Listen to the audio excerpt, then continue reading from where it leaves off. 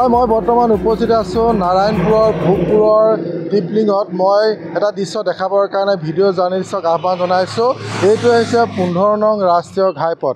15 নং ৰাষ্ট্ৰীয় ঘাইপথৰ দুয়োপাৰে আচলতে হাবি জংঘলে ভৰি পৰাৰ কাৰণে এতিয়া পথচাৰীসকলৰ মাজত এক হাহাকাৰ পৰিৱেশ বিৰাজ কৰিছে। কাৰণ বিভিন্ন সময়ত নাৰায়ণপুৰৰ পৰা বান্দৰদোৱালৈকে আচলতে 15 নং ৰাষ্ট্ৰীয় ঘাইপথৰ দুয়োপাৰে হাবি জংঘল হোৱাৰ কাৰণে বিভিন্ন সময়ত পথ দুৰ্ঘটনা সংঘটিত হৈ আহিছে। একাংশ লোক আছে, মই তেখেতসকলৰ লগত কথা পাতিবলৈ মই চেষ্টা কৰিম। মই দাদা আপোনাৰ ওচৰলৈ আহিছোঁ। আচলতে সম্পূৰ্ণ পথছোৱাতে দুয়োপাৰে হাবি জংঘলে ভৰি পৰিছে, কি ক'ব আচলতে কেনেকুৱা ধৰণৰ সমস্যা হৈছে? আপোনালোকে নিশ্চয় দেখিছে বান্দৰদোৱাৰ পৰা আপোনাৰ টিপলিং ভোগপুৰ যিটো অভাৰব্ৰিজ তালৈকে আপোনালোকে গোটেই দুইটা পাৰে সম্পূৰ্ণৰূপে মানে হাবি বনে নধৰা হৈ পৰিছে। আৰু বিভিন্ন সময়ত এই অঞ্চলকেইটাত ডাঙৰ ডাঙৰ এক্সিডেণ্ট সন্মুখীন হৈছে, ডাঙৰ ডাঙৰ এক্সিডেণ্ট হৈছে, মানুহ মৰিছে। আমি এটা কথা আগৰ পৰাই দাবী জনাই আহিছোঁ যে ৰাস্তাৰ দুয়োপাৰে থকা যিখিনি হাবি বন গছ সেইখিনি বিভাগীয় কৰ্তৃপক্ষ কাটিবলৈ কেইবাবাৰো আহ্বান জনাইছিলোঁ। কিন্তু বিভাগীয় কৰ্তৃপক্ষ নিজৰ এই কথাবিলাক আৰু কাণ দিয়ে। তেওঁলোকে এনেকৈ চলি আছে। কিন্তু ইয়াত দেখা গৈছে আমাৰ ওচৰতে এখন স্কুল আছে। ইয়াত বিভিন্ন আমাৰ বহুত দূৰণিৰ পৰা স্কুলৰ ছাত্ৰ ছাত্ৰী আহে, তেওঁলোক কিছুমানে ওচৰৰ ছাত্ৰ ছাত্ৰী খোজকাঢ়ি আহে। কিন্তু ইফালৰ পৰা গাড়ীখন আহিলে সিফালে নেদেখে, টাৰ্ণিঙত নেদেখে। কিন্তু আমি প্ৰতিবাৰে দাবী জনাই আহিছোঁ যে ইয়াত বিভিন্ন ধৰণৰ এক্সিডেণ্ট হৈছে। কাইলৈ আমাৰ নিজৰ ছাত্ৰ ছাত্ৰী আছে, গাঁৱৰ ছাত্ৰ ছাত্ৰী আছে, ইয়াত যদি কাইলৈ এক্সিডেণ্ট হয় তাৰ দায়িত্বটো বিভাগীয় কৰ্তৃপক্ষই নলয়। সেয়ে আমি আজিও দাবী জনাইছোঁ দুয়োপাৰে থকা হাবি বনখিনি বিভাগীয় কৰ্তৃপক্ষ সোনকালে কাটিবলৈ ব্যৱস্থা কৰক। আৰু দুইটা সম্পূৰ্ণ ওখ হৈ গ'ল আৰু ইটো পাৰৰ পৰা সিটো পাৰলৈ মানে গাড়ী আহিলে নেদেখে। সেইটো কাৰণে আগতে আমি দাবী জনাই আহিছোঁ বিভাগীয় কৰ্তৃপক্ষক। আৰু এই হাবি বনবিলাক ডাঙৰ হোৱাৰ লগে লগে আৰু এটা আমাৰ ইয়াত আমি সমস্যা দেখিবলৈ পাইছোঁ। ইয়াত বিভিন্ন ধৰণৰ মানুহ আহি পেলাই ড্ৰাগছ ব্যৱসায়, মাদক দ্ৰব্য সেৱন কৰা আমি পৰিলক্ষিত হৈছে।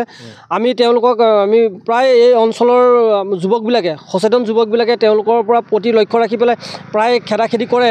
কিন্তু তেওঁলোকে সুবিধা চাই ৰাতি হওক বা দিনতেও জংঘলৰ মাজত ছাইডতে বাইক ৰাখি তেওঁলোকে সেইবিলাক অবৈধভাৱে বেপাৰ কৰে আৰু কিছুমান মাদক দ্ৰব্য খাই পেলাই পৰি থাকে। সেয়েহে আমি বিভাগীয় কৰ্তৃপক্ষ অতি সোনকালে এই অঞ্চলৰ হাবিসমূহ কাটিবৰ কাৰণে আমি দাবী জনাইছোঁ। মই দাদা আপোনাৰ ওচৰলৈ আহিছোঁ। গোটেই সম্পূৰ্ণ পথটো হাবি জংঘলেৰে ভৰি পৰিছে, ইপাৰ সিপাৰ দেখা নাপায়।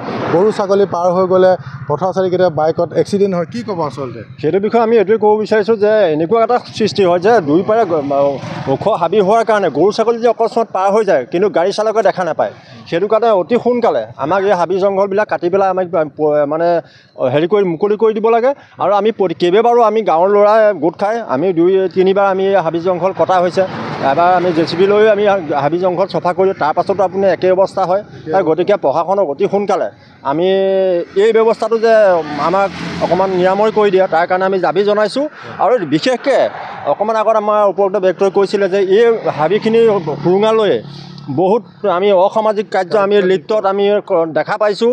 আমি বহুত এই ক্ষেত্ৰত আমি গাঁৱৰ ল'ৰাই আমি মানে প্ৰশাসনকো 2-এবাৰ আমি এই বিষয়ে কৈছোঁ হাবি কাটিব লাগে। আৰু সেইটো হয়, মই পুনৰবাৰ ভিডিঅ' জাৰ্নেলিষ্টক দেখাবৰ কাৰণে সম্পূৰ্ণ পথটো মই দেখাবৰ কাৰণে আহ্বান জনাইছোঁ। দুয়োফালে আচলতে ৰাস্তাৰ 15 নং ৰাষ্ট্ৰীয় ঘাইপথৰ দুয়োফালে এতিয়া হাবি জংঘলে ভৰি পৰিছে। ইয়াত যিসমূহ টাৰ্ণিং আছে টাৰ্ণিংসমূহ ইপাৰ সিপাৰ নেদেখে, ৰাস্তাটো ইটো পাৰে সিটো পাৰে কোনো লোকে নেদেখে, যাৰ কাৰণে বিভিন্ন সময়ত দুৰ্ঘটনা সংঘটিত হৈ আহিছে। আৰু এজন দাদা আছে, মই আপোনাৰ ওচৰলৈ আহিছোঁ, কি ক'ব আচলতে? আচলতে উপৰোক্ত বক্তাসকলে কৈছে আমি ইয়াত আমাৰ স্থানীয় হিচাপে আমি যিমানখিনি পাৰোঁ আমাৰ সমাজকৰ্মী, আমাৰ বিভিন্ন অনুষ্ঠান, মহিলা সমিতিকে আদি কৰি বহুত অনুষ্ঠানে ইয়াত নিজৰ পইচা খৰচ কৰি বহুবাৰ, এবাৰ দুবাৰ নহয় বহুবাৰ কৰা হৈছে। কিন্তু আমাৰ আপোনাৰ কৰ্তৃপক্ষক আমি জনোৱা হয় যে হাবিখিনি কাটিব লাগে।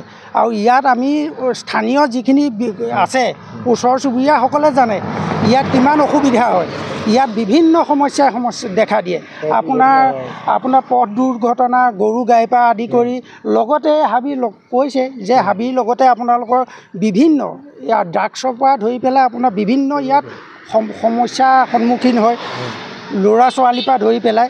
গতিকে এইখিনি ব্যৱস্থা লৈ কৰিব লাগে বুলি আমি কৰ্তৃপক্ষক আহ্বান জনাইছোঁ। হয় সকলোৱে ইতিমধ্যে অৱগত কৰিছে যে তেখেতসকলৰ যথেষ্ট সমস্যাৰ সন্মুখীন হৈছে। ছাত্ৰ ছাত্ৰীৰ পৰা আৰম্ভ কৰি পথচাৰীসকলে এই পথেৰে অহা যোৱা কৰাৰ ক্ষেত্ৰত যথেষ্ট সমস্যাৰ সন্মুখীন হৈছে। বিভিন্ন সময়ত দুৰ্ঘটনা সংঘটিত হৈ আহিছে। দুই পাৰে হাবি জংঘল গজি থকাৰ কাৰণে বিভাগীয় কৰ্তৃপক্ষক অতি সোনকালে এই হাবি জংঘলসমূহ কাটি এক সুন্দৰ বাতাবৰণ সৃষ্টি কৰিবৰ কাৰণে আহ্বান জনাইছে। আমি কিছু দৃশ্যাংশ দেখাবৰ কাৰণে চেষ্টা কৰিম।